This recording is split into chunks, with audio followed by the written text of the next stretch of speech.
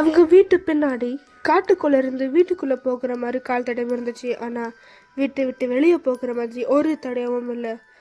மேலே ஆட்டிக்கில் யாரும் நடக்கிற மாதிரி சத்தம். சடனாக எல்லா கீஸும் காணாமல் போகுது. ஒரு வினோதமான நியூஸ் பேப்பரும் கிடைக்கிது. ஆனால் இது எதையுமே அந்த குடும்பத்துக்கார் சீரியஸாகவே எடுத்துக்கல. இதெல்லாம் நடந்த சில நாட்களிலேயே அந்த குடும்பத்தில் இருக்கிற எல்லாருமே ரொம்ப கொடூரமாக கொலை பண்ணப்படுறாங்க. இதுதான் த ஹிண்டர்காஃபிக் மர்டர்ஸ். 1922 ஜெர்மனியில் ஒரு தனிமையான ஃபேமிலியில் 6 பேர் ஒரே இடத்துல கொலை பண்ணப்பட்டிருக்காங்க. இந்த 6 பேருமே ஒரே குடும்பத்தை சேர்ந்தவங்க.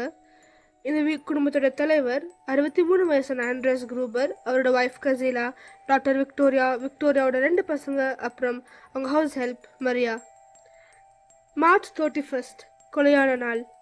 யாரோ ஒருத்தர் அந்த குடும்பத்தில் இருக்கிற எல்லாரையுமே அவங்க வீட்டு பின்னாடி இருக்கிற மாட்டு தொழுவத்துக்கு கூட்டிட்டு போய் ரொம்ப கொடூரமாக கொலை பண்ணியிருக்காங்க.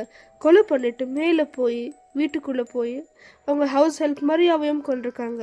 அது மட்டும் இல்லை, அந்த கொலைகாரன் 4 நாள் அதே வீட்டில் தான் இருந்திருக்கா, சமைச்சு சாப்பிட்டு இருக்கா, மாட்டுங்களுக்கு சாப்பாடு போட்டிருக்கா. 4 நாள் ஆகிட்ட பேர்த்த எல்லாருக்குமே தெரிய வந்துக்குது அந்த வீட்டில் இருந்து எல்லாருமே செத்து கிடக்குறாங்கன்னு.